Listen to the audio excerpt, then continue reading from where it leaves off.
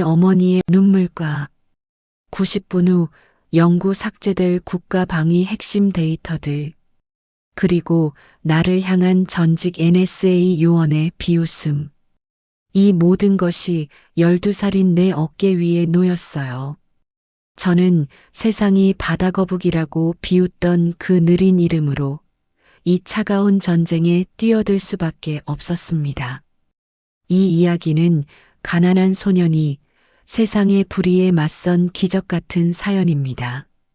사연 시작하기 전에 무료로 할 수 있는 구독과 알림 설정을 하시면 새로운 사연을 제일 먼저 보실 수 있습니다. 저는 이우진입니다.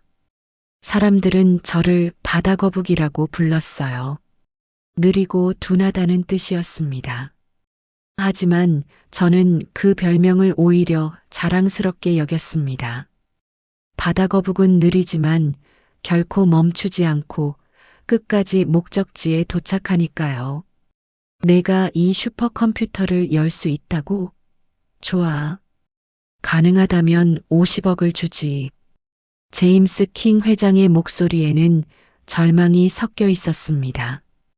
그 앞에 선 것은 고작 12살 한국계 소년이었어요. 세계 최고 보안 전문가 10명이 5시간째 실패하고 있는 그 금고 앞에서 말이죠. 이우진이 낡은 노트북을 열며 조용히 말했어요. 해보겠습니다. 사실 우진이가 이런 상황에 처하게 된 건 불과 몇 시간 전의 일이었습니다. 모든 게 엄마의 전화 통화로 시작됐어요. 우진아, 오늘 청소가 좀 늦어질 것 같아. 엄마의 목소리가 전화기 너머로 들려왔어요. 우진은 침대에 누워 노트북 화면을 보고 있었습니다. 얼마나 늦어져요? 새벽 1시쯤 될 것 같은데 혹시 심심하면 회사로 와도 돼. 1층 로비에서 기다려도 되고. 우진의 마음이 움직였어요. 집에서 혼자 있는 것보다는 회사 로비가 나을 것 같았거든요. 우진이 7살이었을 때의 기억이 떠올랐습니다. 엄마 손을 꽉 잡고 미국행 비행기를 기다리던 그날 말이에요. 우진아, 무서워? 조금이요. 괜찮아. 엄마가 있잖아.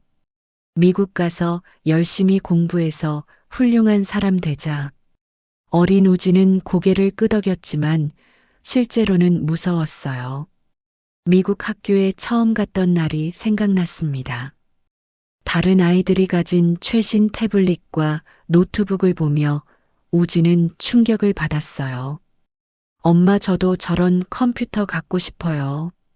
미안해, 우진아. 엄마가 돈 더 벌어서 꼭 사줄게.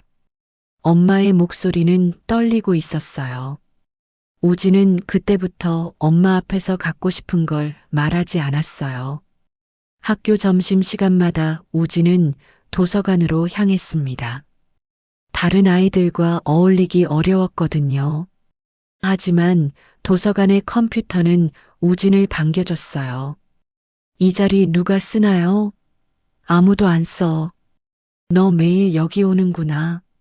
도서관 직원이 우진에게 웃어주셨어요. 그곳에서 우진은 처음으로 프로그래밍을 배우기 시작했습니다. 10살 때 우진은 생일 선물로 중고 노트북을 받았어요.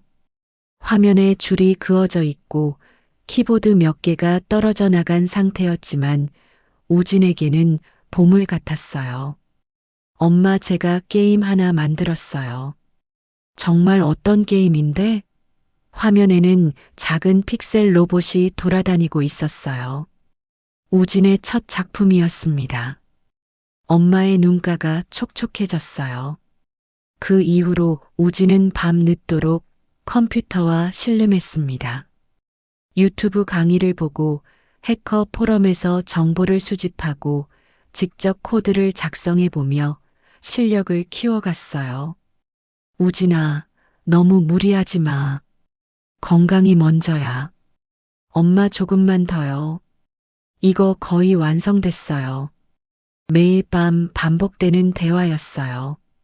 새벽 삼시마다 집을 나서는 엄마의 뒷모습을 우진은 창문으로 지켜봤어요. 구부정한 어깨에 무거운 청소 도구를 메고 걸어가는 모습이 가슴을 아프게 했죠. 엄마는 왜 이렇게 힘들게 사세요? 우진은 한번 물어본 적이 있었어요. 우진이랑 행복하게 살기 위해서야. 엄마는 우진이가 행복하면 그걸로 충분해. 그 말이 우진의 가슴을 더욱 무겁게 만들었습니다. 11살부터 우진은 바다거북이라는 닉네임으로 해커 포럼에서 활동했어요.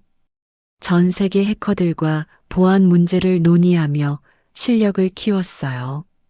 해커 포럼에서는 늘 서로의 문제점을 해결하려는 대화들이 오고 갔어요. 이 취약점은 어떻게 해결해야 할까? 버퍼 오버플로우 패치를 먼저 적용하고 인증 절차를 강화해 보세요. 우진의 답변은 항상 정확했어요.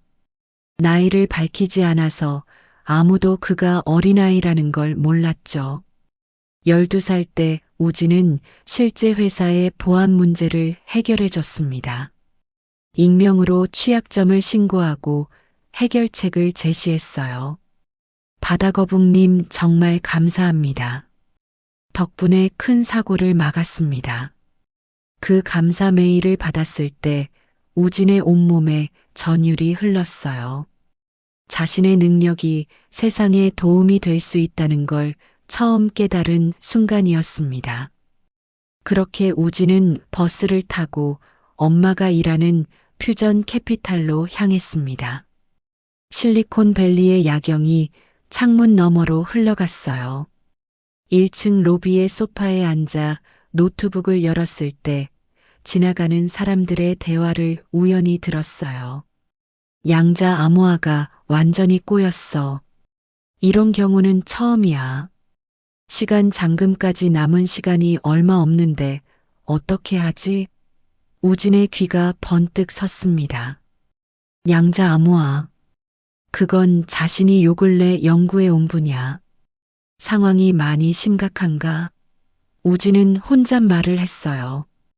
호기심이 발동했죠. 이론으로만 접해봤던 최첨단 보안 시스템을 실제로 볼 기회였어요. 엘리베이터로 향하는 우진의 발걸음이 빨라졌습니다. 엘리베이터 안에서 우진의 가슴이 두근거렸어요. 30층 버튼을 누르는 손끝이 살짝 떨렸지만 동시에 설렘도 있었죠. 이런 기회는 다시 없을 거야. 우진은 마음을 다잡았습니다. 30층에 도착해서 사무실 문 앞에 섰을 때 우진은 잠깐 망설였어요. 안에서 들려오는 다급한 목소리들과 기계음들이 상황의 심각성을 말해주고 있었거든요. 들어가도 될까? 하지만 호기심이 두려움을 이겼습니다. 문을 열고 들어선 순간 모든 시선이 우진에게 집중됐어요. 어른들의 놀란 표정, 어수선한 장비들, 그리고 거대한 슈퍼컴퓨터 모든 게 압도적이었죠. 너 누구야? 어떻게 들어온 거야? 당황스러운 목소리들이 사방에서 들려왔어요. 그때 한 남자가 우진에게 다가왔습니다. 정장을 입었지만 넥타이는 풀어 헤쳐져 있고 머리는 헝클어져 있었어요. 얘야, 여긴 어른들이 일하는 곳이야. 어떻게 여기까지? 죄송해요. 저희 엄마가 여기서 청소 일을 하시는데요. 우진의 설명을 듣고 마이클의 표정이 조금 누그러졌습니다. 우진이 슈퍼컴퓨터를 바라보며 중얼거렸어요. 양자 암호화 시스템이네요. 업데이트 충돌로 인한 무한 루프 같은데 그 순간 사무실이 조용해졌습니다. 제임스 킹 회장이 우진을 다시 바라봤어요. 너 이런 걸 아는 거야?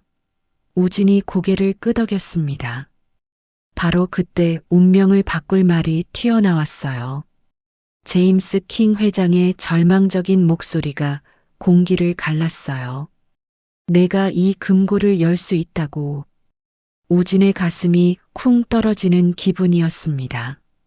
모든 시선이 자신에게 집중된 가운데 회장이 다시 말했어요. 좋아. 가능하다면 50억을 주지. 사무실 안에 공기가 얼어붙었습니다. 10명의 전문가들이 우진을 바라보는 눈빛에는 의심과 당황스러움이 가득했어요. 5시간 동안의 처절한 실패 후에 나타난 12살.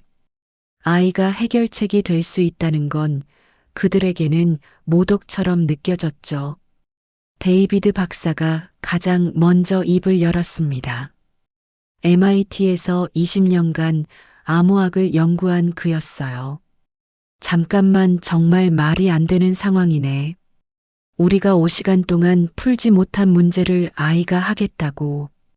그의 목소리에는 자존심이 상한 기색이 역력했어요. 이마에 맺힌 식은땀을 닦으며 우진을 위아래로 훑어봤죠.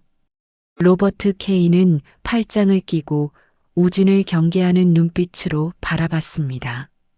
전직 NSA 요원으로서 국가 기밀을 다뤄본 그에게 보안은 장난이 아니었어요.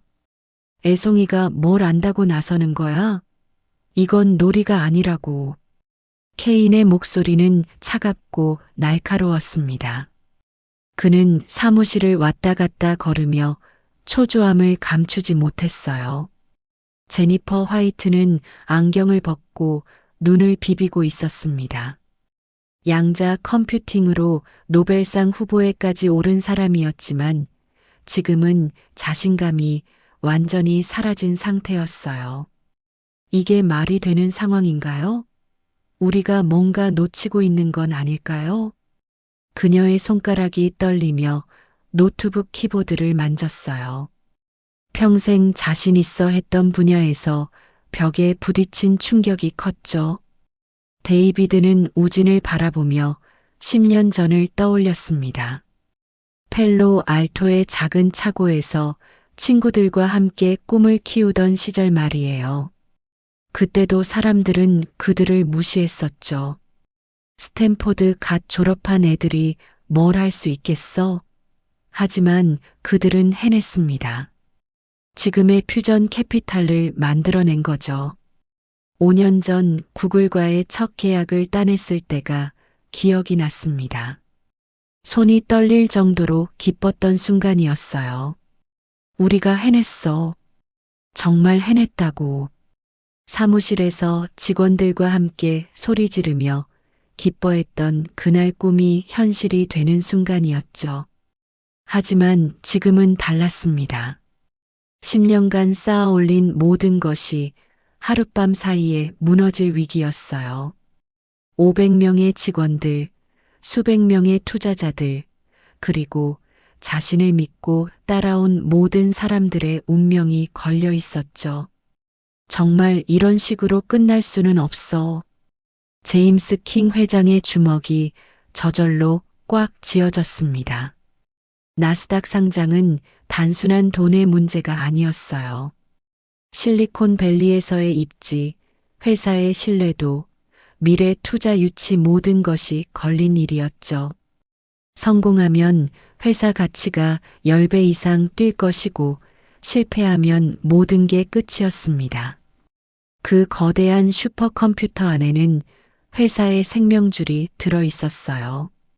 나스닥 상장 관련 핵심 서류들, 투자자들과의 중요 계약서, 그리고 무엇보다 회사 전체 보안 시스템의 마스터키가 담긴 블록체인 보안키까지 말이죠. 저 안에 있는 게 없으면 우리는 아무것도 할 수 없어. 제임스 킹 회장이 중얼거렸어요.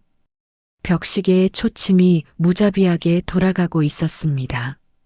새벽 6시까지 4시간 47분. 시간 잠금이 활성화되면 정말로 모든 게 끝이었어요. 제임스 킹 회장의 손목 시계도 같은 시간을 가리키며 운명의 순간을 세고 있었죠. 전문가들은 우진의 낡은 옷차림과 어린 나이에 당황했습니다.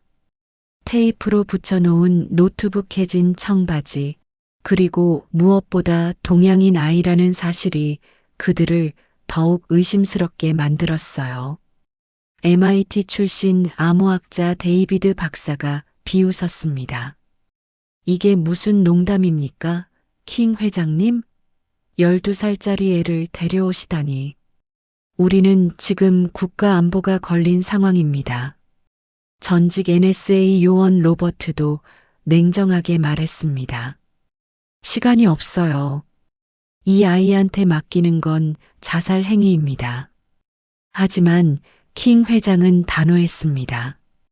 지금 선택의 여유가 없어. 어디 아이의 실력을 믿어보십시다. 우진은 조용히 자리에 앉아 노트북을 열었습니다. 화면에는 거대한 디지털 금고가 떠올랐어요. 89분 42초. 시간이 무섭게 흘러가고 있었습니다. 데이비드 박사가 팔짱을 끼고 말했습니다. 좋아, 한번 해봐라. 하지만 실패하면 책임은 내가 져야 할 거야. 저는 엄마의 얼굴을 떠올렸습니다. 새벽마다 저를 깨우던 그 따뜻한 손길, 좁은 원룸에서 저를 위해 밤새 기도하던 모습. 저는 절대 포기할 수 없었어요. 손가락이 키보드 위에서 춤추기 시작했습니다. 코드가 화면을 가득 채웠어요. 우진이의 손가락이 키보드를 두드리기 시작했습니다. 화면에는 복잡한 코드들이 빠르게 스크롤되고 있었어요. 전문가들은 비웃는 표정으로 우진을 바라봤습니다. 저 애가 뭘 하는 건지 알기나 하는 걸까? 데이비드 박사가 옆 사람에게 속삭였어요. 로버트 케이는 팔짱을 낀 채 시계만 째려보고 있었습니다. 시간만 낭비하고 있군. 그의 목소리에는 짜증이 가득했어요. 하지만 우진은 그들의 시선을 전혀 신경 쓰지 않았습니다. 화면 속 코드에만 집중했어요. 양자 암호화 시스템의 핵심은 중첩 상태에 있어요. 우진이 조용히 중얼거렸습니다. 업데이트가 충돌하면서 양자 상태가 고정돼 버렸네요. 제니퍼 화이트가 깜짝 놀라며 앞으로 다가왔어요. 뭐라고? 내가 지금 양자 중첩을 이해한다는 거야? 우진이 고개를 끄덕였습니다. 네. 슈레딩거의 고양이 원리와 비슷해요. 사무실이 순간 조용해졌습니다. 12살 아이의 입에서 양자역학 용어가 나온 거였어요. 데이비드 박사의 표정이 굳어졌습니다. 말도 안 돼. 어떻게? 우진의 눈은 여전히 화면에 고정돼 있었어요. 문제는 타임스탬프예요. 시스템이 시간을 인식하지 못하고 있어요. 제임스 킹 회장이 급하게 물었습니다. 그럼 해결할 수 있다는 거야? 시도해 볼 수 있어요. 우진의 손가락이 더욱 빠르게 움직였습니다. 코드 라인들이 화면을 가득 채웠어요. 그때 우진의 머릿속에 엄마의 목소리가 들려왔습니다. 우진아, 포기하지 마. 바다거북은 느려도 끝까지 가잖아. 엄마가 힘들 때마다 해주시던 말이었어요. 우진은 이를 악물고 집중했습니다. 첫 번째 방화벽 돌파 시작합니다. 엔터키를 누르는 순간이었어요. 화면에 숫자들이 미친 듯이 흘러내리기 시작했습니다. 전문가들이 하나둘 모니터 앞으로 모여들었어요. 세상에, 이게 뭐야? 누군가가 놀라서 외쳤습니다.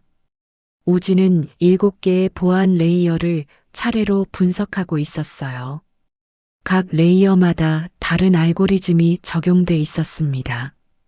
이건 AES-256 암호화네요. 여기는 RSA 공개키 방식이고요. 우진이 혼잣말처럼 중얼거렸어요. 로버트 케인이 황급히 자신의 노트북을 열었습니다. 우진이 하는 작업을 확인하려는 거였어요. 이럴 수가. 저 애가 우리가 5시간 동안 못 푼 걸. 케인의 목소리가 떨리기 시작했습니다. 제니퍼는 안경을 벗고 눈을 비볐어요. 믿을 수가 없어. 정말로 뚫고 있잖아. 시계는 무자비하게 흘러가고 있었습니다. 78분 15초. 우진의 이마에 땀방울이 맺혔어요. 긴장감이 온몸을 짓눌렀습니다. 두 번째 레이어 통과. 우진의 목소리는 차분했지만 손은 떨리고 있었어요. 데이비드 박사가 제임스 킹 회장에게 다가갔습니다. 회장님, 저 아이가 정말 해낼지도 모르겠습니다. 킹 회장의 얼굴에 희망의 빛이 스쳤어요. 하지만 그 순간이었습니다. 경고, 비정상적인 접근이 감지되었습니다. 컴퓨터에서 빨간 경고음이 울려 퍼졌어요. 우진의 얼굴이 창백해졌습니다. 이런, 화면에 카운트다운이 나타났어요. 60초 후 자동 삭제 프로그램 작동. 로버트 케인이 소리쳤습니다. 멈춰. 당장 멈추라고. 하지만 우진은 멈추지 않았습니다. 아직 방법이 있어요. 우진의 손가락이 미친 듯이 키보드를 두드렸어요. 50초, 40초, 30초. 사무실의 모든 사람들이 숨을 죽였습니다. 우진의 화면에는 새로운 코드가 나타나고 있었어요. 엄마, 저 잘할 수 있을까요? 우진의 마음속에서 불안이 고개를 들었습니다. 하지만 그때 엄마의 따뜻한 목소리가 떠올랐어요. 우진이는 할 수 있어. 엄마가 믿어. 20초, 15초. 우진의 눈빛이 변했습니다. 집중력이 최고조에 달했어요. 10초. 마지막 코드 라인을 입력했습니다. 5초. 엔터. 화면이 깜빡였습니다. 그리고 조용해졌어요. 모든 경고음이 멈췄습니다. 우진은 숨을 크게 내쉬었어요. 됐나? 제임스 킹 회장이 조심스럽게 물었습니다. 하지만 우진은 고개를 저었어요. 아직 아니에요. 이건 시작일 뿐이에요. 화면에는 새로운 장벽이 나타났습니다. 더 복잡하고 더 위험한 보안 시스템이었어요. 데이비드 박사가 화면을 보더니 얼굴이 하얗게 질렸습니다. 이건 양자 얽힘 프로토콜이야. 뭐가 문제인가요? 킹 회장이 급하게 물었어요. 이건 두 개의 키가 동시에 필요해요. 데이비드가 설명했습니다. 하나만 틀려도 전체 시스템이 영구 삭제돼요. 제니퍼가 덧붙였어요. 성공 확률은 0.01%도 안 됩니다. 로버트 케인이 비웃었습니다. 봐라. 결국 불가능한 거였어. 하지만 우진은 포기하지 않았어요. 방법이 있어요. 우진의 목소리는 떨렸지만 확신에 차 있었습니다. 양자 얽힘은 쌍둥이 입자처럼 연결돼 있어요. 하나의 상태를 측정하면 다른 하나도 결정되죠. 전문가들이 우진의 말에 귀를 기울이기 시작했어요. 그럼 어떻게 할 건데? 데이비드가 물었습니다. 우진은 노트북에서 오래된 파일 하나를 열었어요. 제가 3개월 전에 연구한 알고리즘이 있어요. 양자 상태를 역추적하는 방법이요. 화면에는 복잡한 수식들이 나타났습니다. 제니퍼가 놀라서 소리쳤어요. 이건 아인슈타인 포돌스키 로젠 역설의 응용이잖아. 우진이 고개를 끄덕였습니다. 네, 맞아요. 로버트 케인이 못 믿겠다는 표정으로 물었어요. 12살짜리가 이런 걸 혼자 연구했다고? 네. 집에서 유튜브 강의 보면서요. 우진의 대답에 모두가 할 말을 잃었습니다. 제임스 킹 회장이 우진의 어깨에 손을 올렸어요. 넌 정말 특별한 아이구나. 하지만 시간은 기다려주지 않았습니다. 52분 30초. 우진은 다시 키보드를 두드리기 시작했어요. 이번에는 두 개의 노트북을 동시에 사용했습니다. 자신의 낡은 노트북과 회사의 슈퍼컴퓨터를 연결한 거예요. 두 시스템을 동기화시켜야 해요. 우진의 설명에 전문가들이 고개를 끄덕였습니다. 양쪽 화면에 똑같은 코드가 나타나기 시작했어요. 마치 거울을 보는 것처럼 대칭적이었습니다. 첫 번째 키 생성 시작. 우진의 왼손이 움직였어요. 두 번째 키 동기화. 오른손도 동시에 움직였습니다. 전문가들은 숨도 쉬지 않고 지켜봤어요. 12살 소년이 두 개의 시스템을 완벽하게 컨트롤하고 있었습니다. 양자 상태 측정 중. 화면에 그래프가 나타났어요. 파동이 출렁이듯 움직이고 있었습니다. 조금만 더. 우진의 입술이 바짝 말랐습니다. 목이 타들어가는 것 같았어요. 그때 갑자기 건물이 흔들렸습니다. 지진이야. 누군가 소리쳤어요. 작은 지진이었지만 우진의 노트북이 흔들렸습니다. 안 돼. 우진이 재빨리 노트북을 붙잡았어요. 하지만 이미 늦었습니다. 연결이 끊어져 버렸어요. 처음부터 다시 해야 해요. 우진의 목소리에 절망이 묻어났습니다. 43분 10초. 시간이 너무 없었어요. 로버트 케인이 고개를 저었습니다. 끝났어. 이제 정말 끝이야. 데이비드 박사도 주저앉았어요. 불가능해. 시간이 없다고.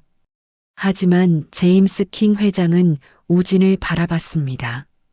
할 수 있겠니? 킹 회장의 눈빛에는 간절함이 담겨 있었어요. 우진은 엄마를 생각했습니다. 30층 아래 어딘가에서 열심히 청소하고 계실 엄마. 우진을 위해 평생 희생하신 엄마. 할 수 있어요. 우진의 목소리는 확고했습니다. 반드시 해낼 거예요. 손가락이 다시 키보드 위에서 춤추기 시작했어요. 이번에는 더 빠르게, 더 정확하게.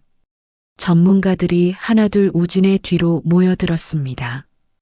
이제는 비웃는 표정이 아니었어요. 존경과 경외가 섞인 눈빛이었습니다. 저 아이가 정말 해낼지도 몰라. 제니퍼가 작게 중얼거렸어요. 화면에 다시 두 개의 키가 생성되기 시작했습니다. 이번에는 더 빠르게, 더 완벽하게. 우진의 눈빛이 빛났습니다. 이제 거의 다 왔어요. 38분 55초. 마지막 관문이 남아 있었습니다.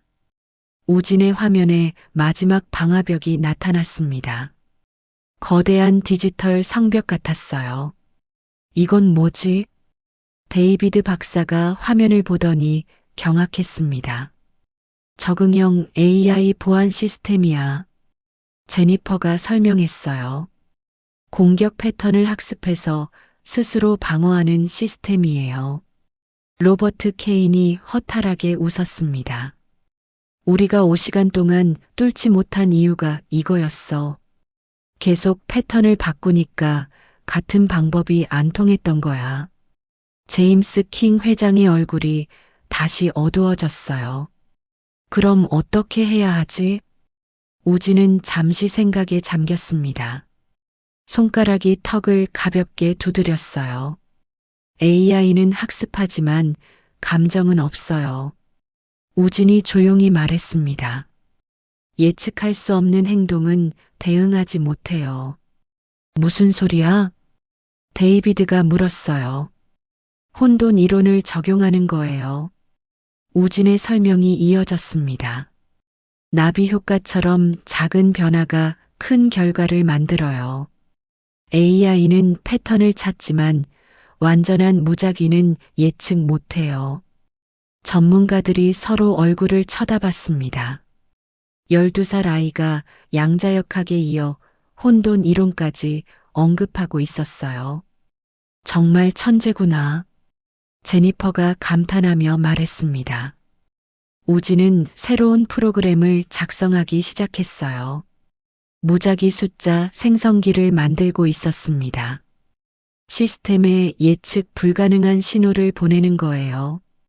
AI가 혼란스러워하는 순간 침투하는 거죠. 35분 20초. 시간이 점점 줄어들고 있었습니다.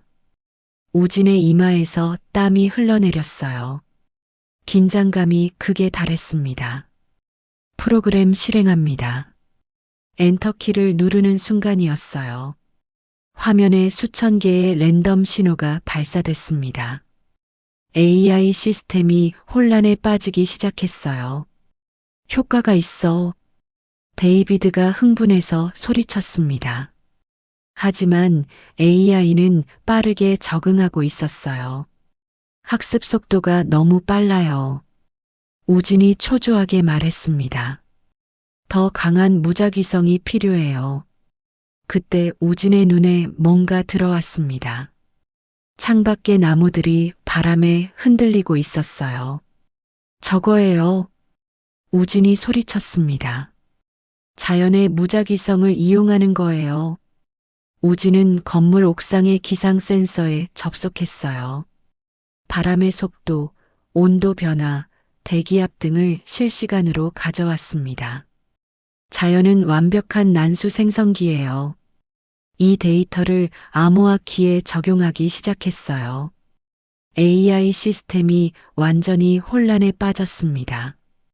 자연의 무작위성은 예측할 수 없었거든요. 지금이에요. 우진의 손가락이 마지막 코드를 입력했습니다. 28분 45초. 화면이 깜빡이더니 조용해졌어요. 모두가 숨을 죽이고 기다렸습니다.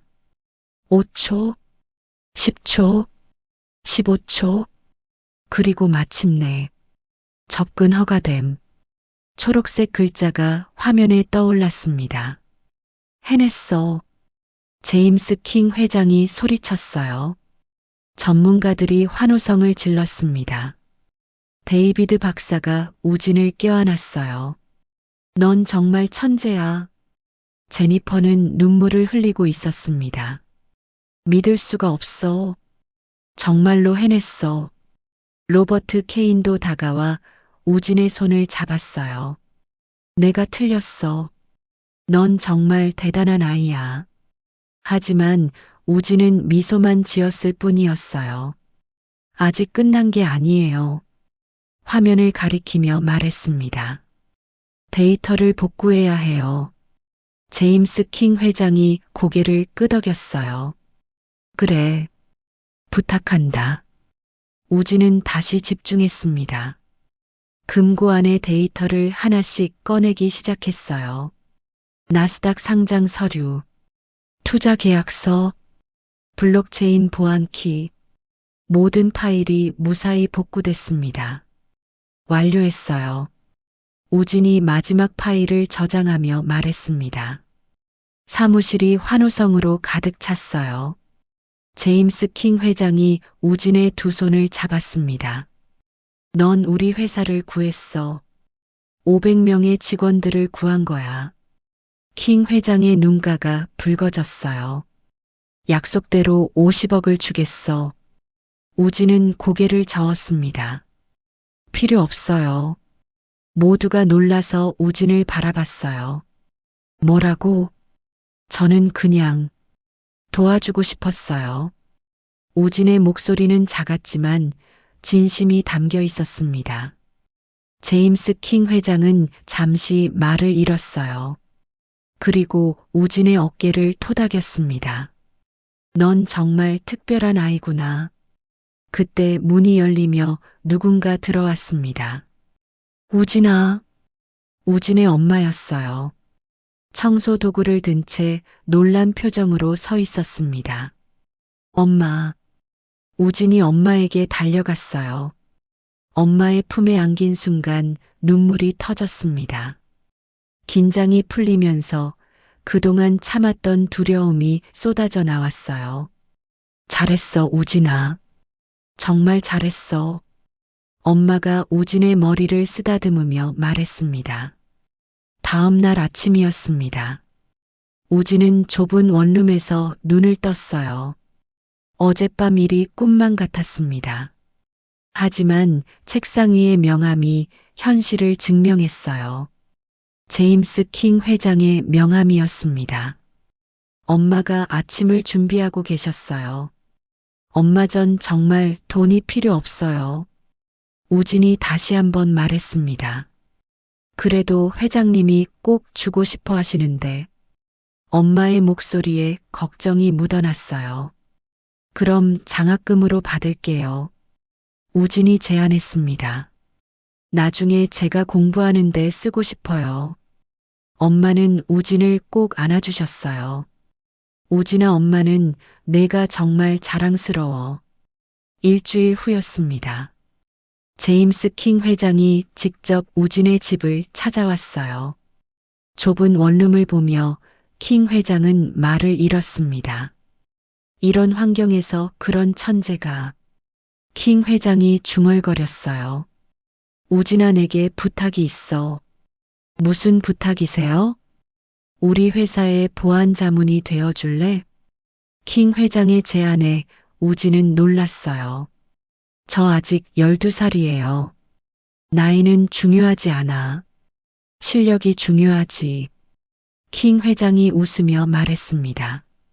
월급도 주고 장학금도 따로 줄게. 단 학교 공부를 소홀히 하면 안 돼. 우진은 엄마를 바라봤어요. 엄마는 눈물을 글썽이며 고개를 끄덕였습니다. 고맙습니다, 회장님. 그리고 우진이 어머니. 킹 회장이 엄마를 바라봤습니다. 더 이상 청소 일은 하지 않으셔도 됩니다. 우리 회사에서 정식 직원으로 모시고 싶습니다. 엄마는 믿을 수 없다는 표정이었어요. 정말인가요? 네, 당연합니다. 킹 회장의 목소리는 진지했습니다. 그날부터 우진의 삶이 변하기 시작했어요. 새 집으로 이사했습니다. 엄마는 더 이상 새벽에 나가지 않았어요. 우진도 최신 노트북을 선물 받았습니다. 하지만 가장 큰 변화는 학교에서 일어났어요. 야, 바다거북. 예전처럼 누군가 우진을 불렀습니다. 하지만 이번에는 달랐어요. 실리콘밸리 신문에 내 얘기 났더라. 정말 대단하다. 아이들의 시선이 바뀌어 있었어요. 우진을 비웃던 아이들이 이제는 존경하고 있었습니다. 너 어떻게 그런 걸 다 배운 거야? 한 친구가 물었어요.